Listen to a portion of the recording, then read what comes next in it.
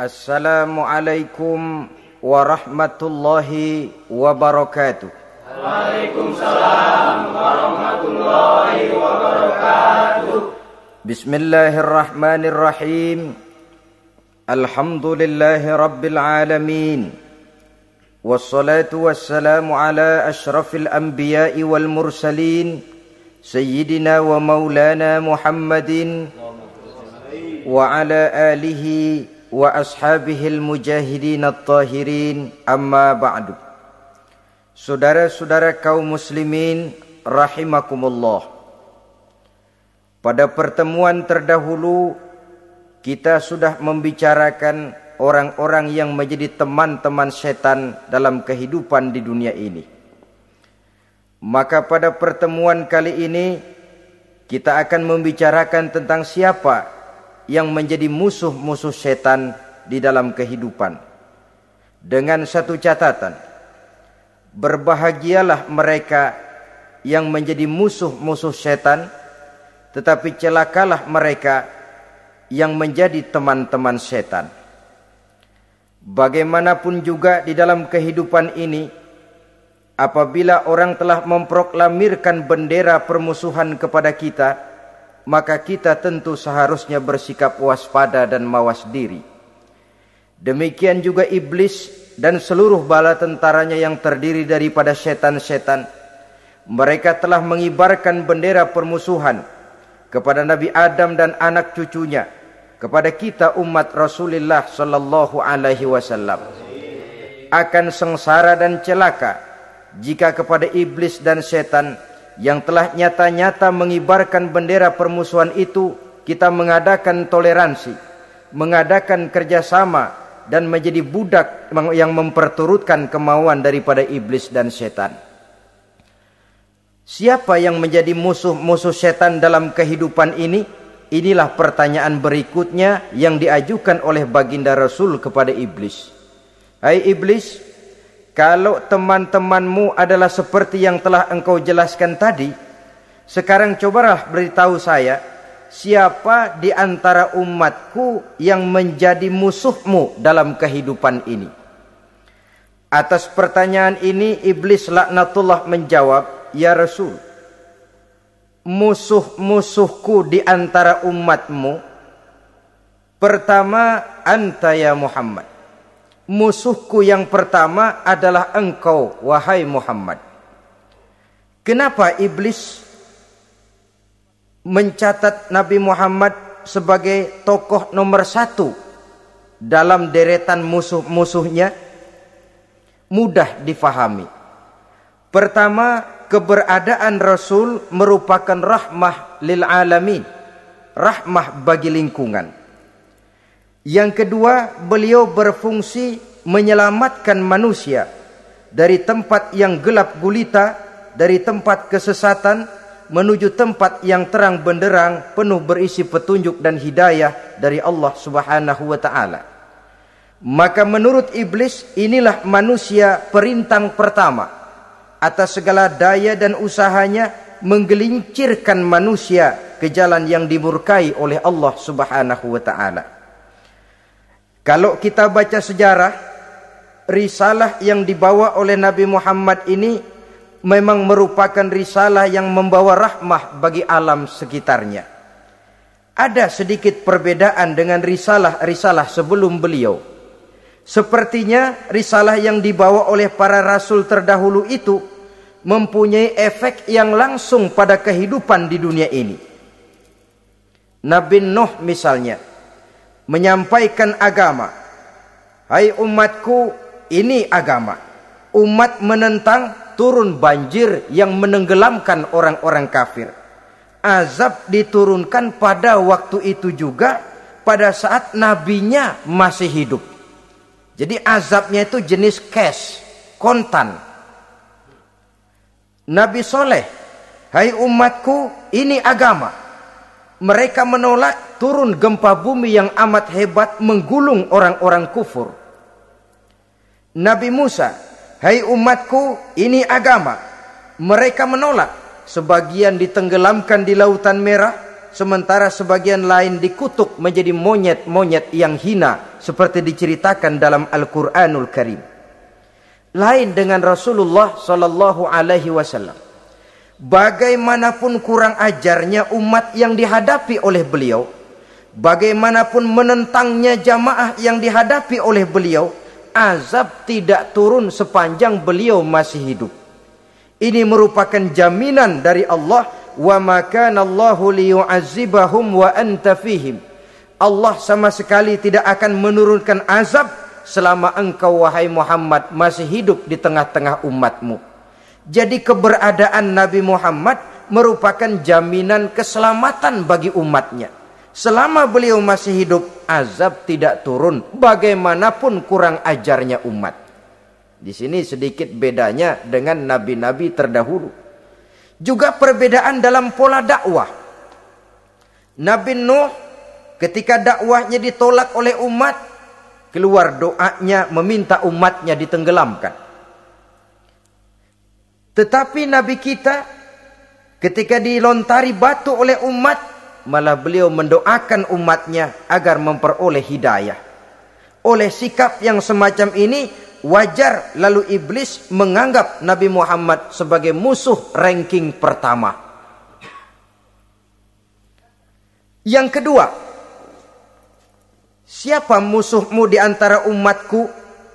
Yang kedua kata iblis, musuhku Muhammad imamun adil. Pemimpin yang adil. Itu yang akan menjadi musuhku di dunia ini. Putus asa iblis menghadapi pemimpin yang adil. Tipu dayanya tidak terkena. Segala tingkah polanya tidak diperturutkan. Imam yang adil, pemimpin yang adil merupakan musuh daripada iblis laknatullah alaih. Apa sebabnya? Karena pemimpin yang adil mempunyai dampak dalam kehidupan di dunia ini. Melindungi orang banyak, menenteramkan orang banyak. Makin aman, tentram, tenang situasi dan kondisi, makin mudah orang melaksanakan ibadah. Makin tekun orang melaksanakan ibadah, makin dekat dia dengan Allah. Makin dekat manusia dengan Allah, makin jauh dia dari iblis. Sebab dua hal ini selalu kontradiktif. Jika kita jauh dari Allah, tentu dekat dengan iblis.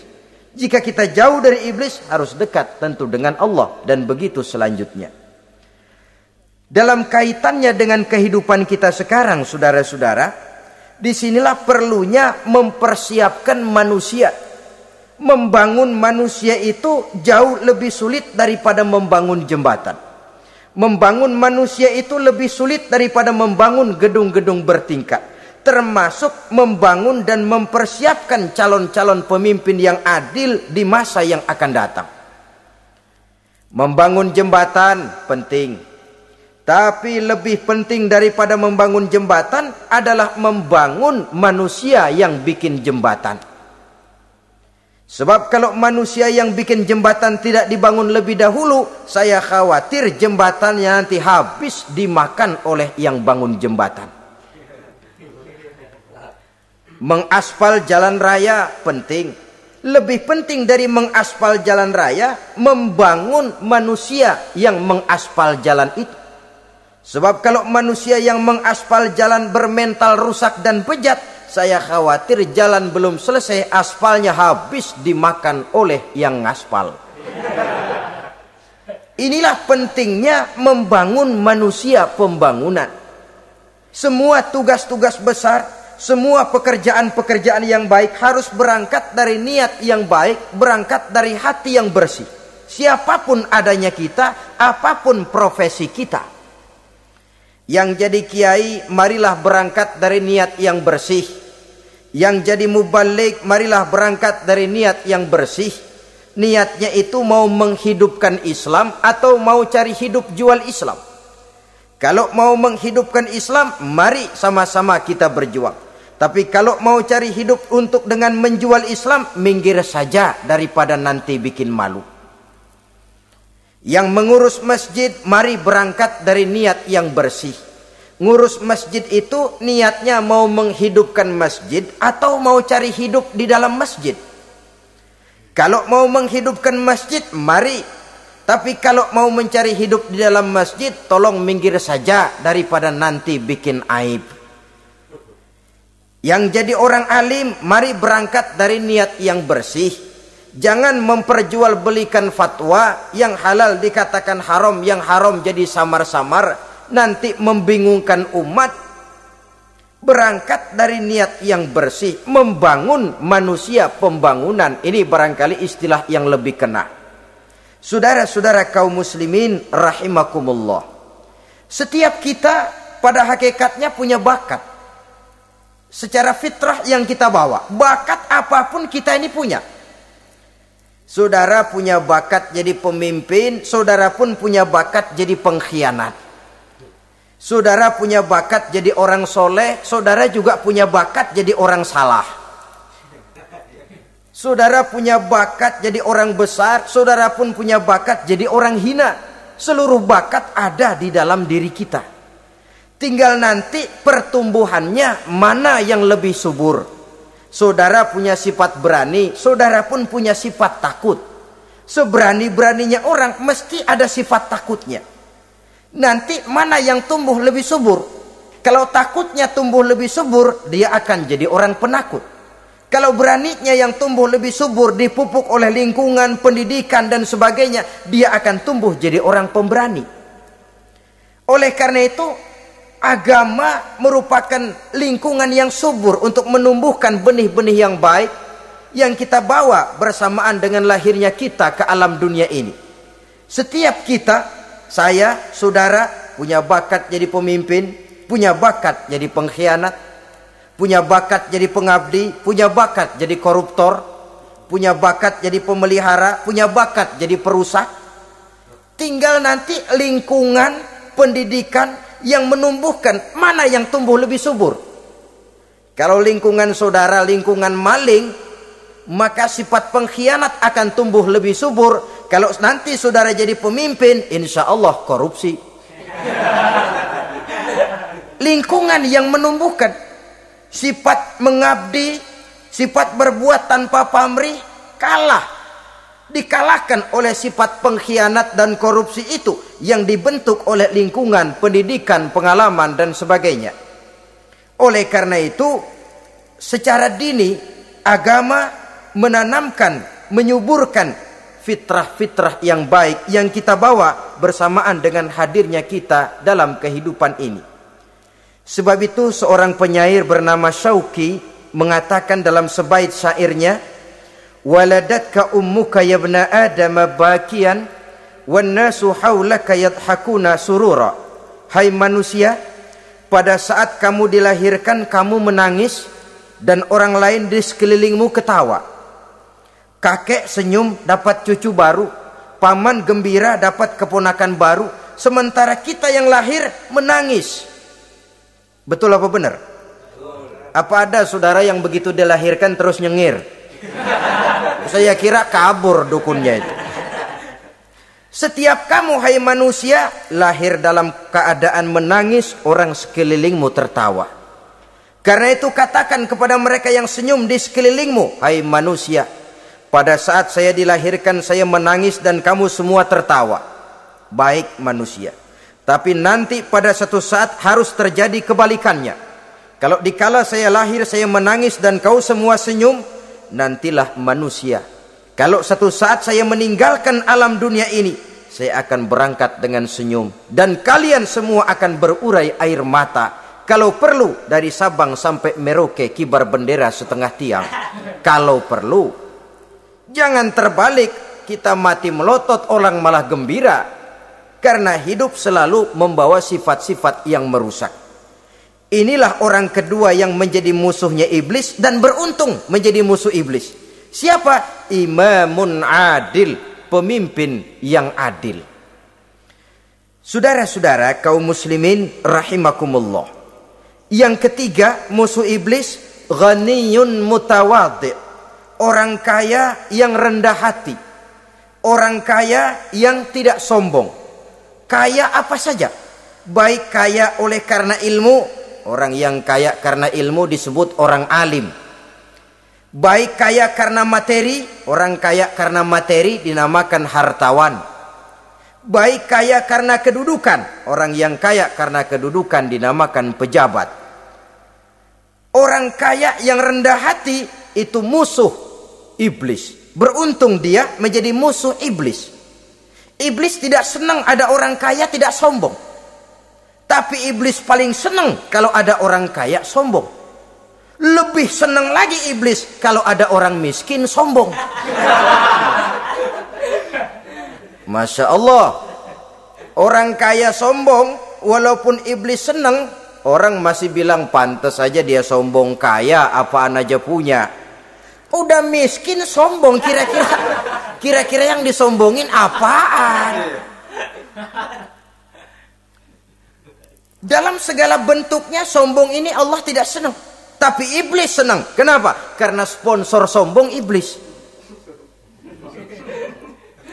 Kan yang pertama kali sombong iblis toh. Ketika disuruh sujud kepada Nabi Adam, dia nggak mau. Ini kesombongan pertama yang terjadi dalam sejarah. Ketika ditanya, kenapa kau tidak mau sujud iblis? Ah, saya kan dibikin dari api, Adam dari tanah. I am the best. Saya lebih hebat daripada iblis, daripada Adam. Adam baru kemarin dibikin, saya sudah lama. Kata Allah, kamu sombong iblis, ini surga bukan tempat orang sombong. Keluar! Terusir dia dari surga. Jadi, kesombongan pertama adalah kesombongan yang dilakukan oleh iblis. Dan dia tanamkan itu kepada kita supaya jadi orang sombong. Karena itu sombong ilmu Allah nggak senang, tapi iblis senang. Mentang-mentang ada ilmunya. Nih, satu-satunya ustadz di sini ya. Semua mesti ngaji sama gue. Kalau nggak ngaji sama gue, Islamnya kurang tapi bener. Sombong karena ilmu. Sombong karena pangkat. Mentang-mentang pakai bintang di pundak, jalan pundak duluan. Yang wajar saja hidup ini. Sombong harta pun begitu. Kaum muslimin rahimakumullah. Orang kaya yang rendah hati dimusuhi oleh iblis, tapi dicintai Allah, dicintai Rasul, dicintai malaikat. Caranya bagaimana? Kembali kepada satu kesadaran bahwa pada saat terlahir ke alam dunia ini tidak ada yang pernah kita bawa. Kalau sekarang kita punya rumah, punya kebun, punya kendaraan, punya pabrik, punya segala macam benda, apa itu? Titipan. Pada suatu saat akan diambil kembali oleh yang menitipnya. Kalau titipan itu pandai kita jaga, pandai kita syukuri, titipan akan makin banyak. Sama juga kita dalam kehidupan. Kalau orang bisa kita percaya, saya mau pergi ke luar negeri, rumah saya titip kepada tetangga. Saya pulang dari luar negeri, isi rumah tetap tidak berkurang, malah dibersihi, malah disapu, dihilangkan kotorannya. Tentu bukan main syukur saya, girang saya. Akan bertambah kepercayaan saya untuk menitipkan apa saja. Ini makna la in syakartum la azidannakum wa la in kafartum inna azabi lasyadid. Kalau kamu pandai bersyukur, aku tambah nikmat. Tapi kalau kamu ingkar, azabku teramat pedih.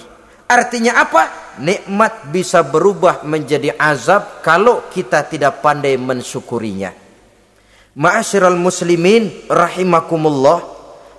Orang yang kaya ilmu lalu rendah hati, tidak selalu ingin menonjolkan diri. Ini kadang-kadang yang tanggung ini yang bikin berabe. Alim bener enggak, geblek bener juga enggak. Yang sedikit-sedikit mau nonjolin diri. Kalau enggak jadi imam enggak mau ke masjid. Enggak jadi imam enggak mau ke musola. Pokoknya kalau enggak jadi imam marahan sama musola. Macam mana? Saudara-saudara kaum muslimin, rendah hati. Tidak selalu ingin menonjolkan, sebab orang yang selalu ingin menonjolkan dirinya biasanya orang yang kekurangan kepercayaan kepada kemampuan dirinya sendiri. Dia selalu ingin dinomorsatukan. Dia selalu ingin ditempatkan pada ranking teratas. Dia tidak percaya diri. Orang yang percaya diri dapat bersikap wajar dalam kehidupan. Begitu juga kaya karena harta, dengan menyadari bahwa harta bagaimanapun banyaknya titipan dari Allah. Pada suatu saat akan kembali. Dia harus dimanfaatkan sesuai dengan kehendak yang menitipnya. Begitu juga kaya oleh karena pangkat, kedudukan, dan jabatan.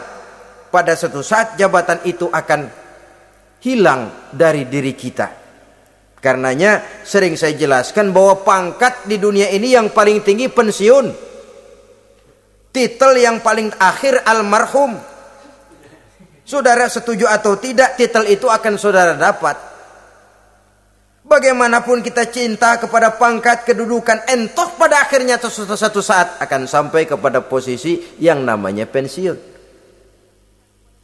Kalau sadarlah kita kepada pemikiran ke arah sana, maka untuk mencapai kekayaan, baik kekayaan harta, kekayaan kedudukan, tidak lalu menghalalkan segala cara untuk mencapai tujuan, tapi dibatasi oleh norma dan kaedah yang harus dia taati, baik kaedah agama maupun kaedah bernegara. Inilah orang ketiga yang menjadi musuhnya iblis, orang kaya yang rendah hati, orang kaya yang tidak sombong.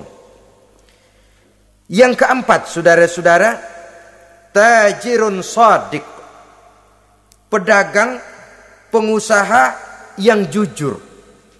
Iblis gedek betul,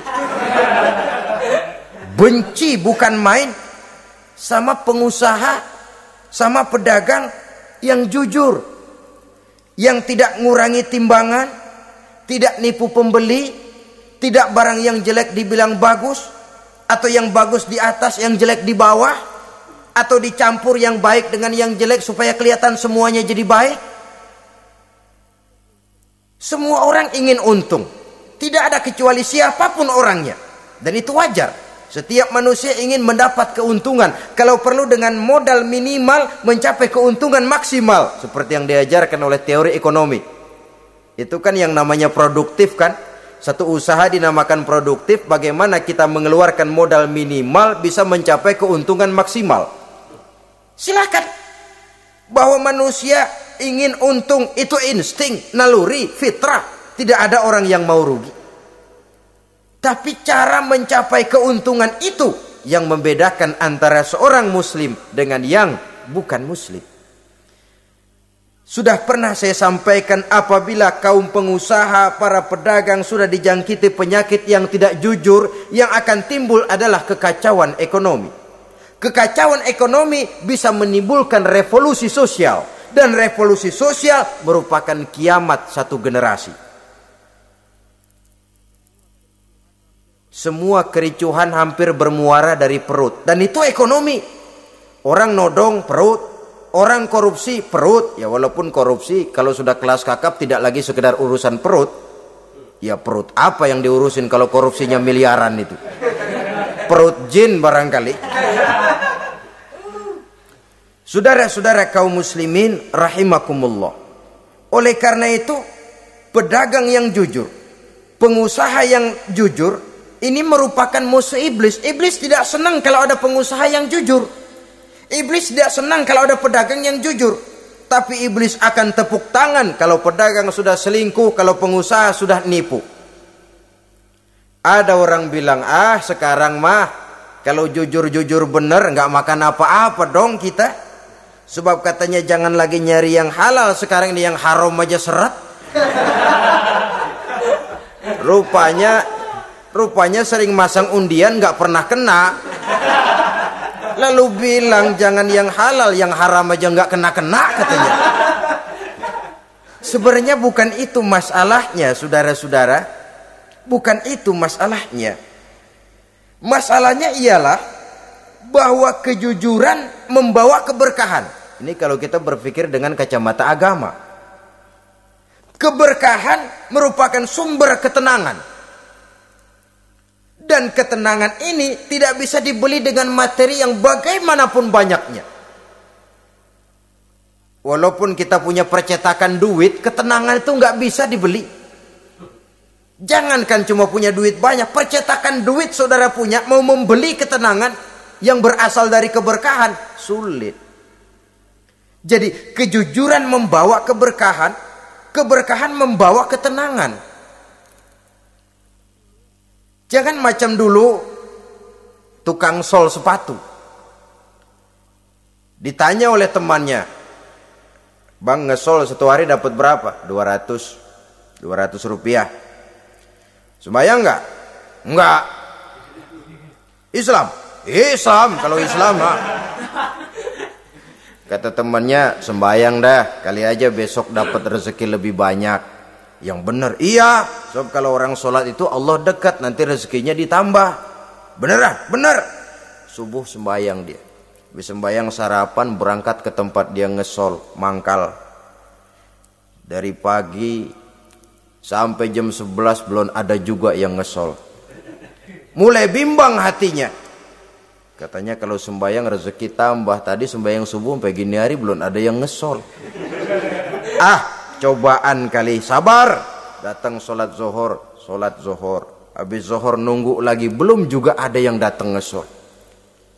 Udah mau pulang hampir maghrib, baru datang satu orang, dan ini sendal jepit putus.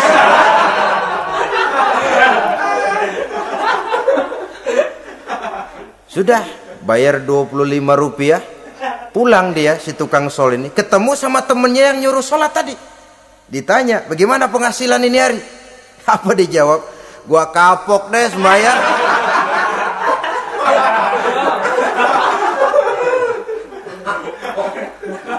Kemarin nggak sembayang dapat 200, sekarang begitu sembayang jigo.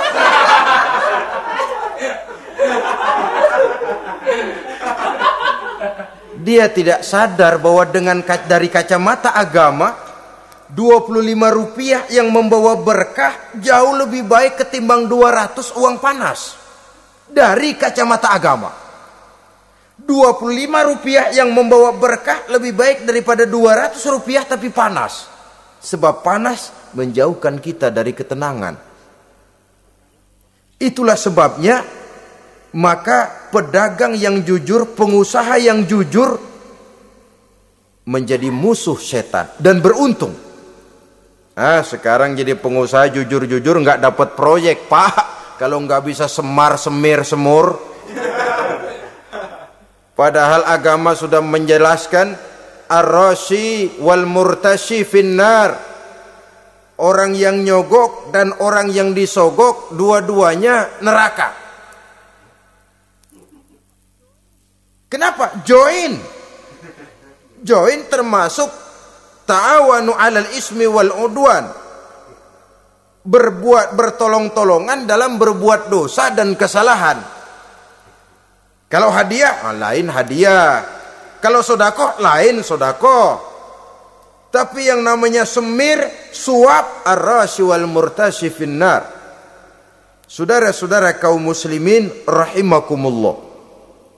Jadi pedagang yang jujur, pengusaha yang jujur merupakan salah satu roda perekonomian. Kegoncangan ekonomi akan menimbulkan dampak sosial yang sangat luas dan kompleks. Yang pada giliran puncaknya, dampak paling negatifnya, dia sanggup menggerakkan terjadinya revolusi sosial. Bukankah sebagian besar gerak hidup manusia dimotivasi oleh keinginan untuk mempertahankan kelangsungan hidup? Dan kelangsungan hidup artinya mulut. Mulut itu artinya perut, dan itu artinya makan. Setelah itu mungkin baru pangan, baru sandang, baru dia berpikir pakaian dan sebagainya.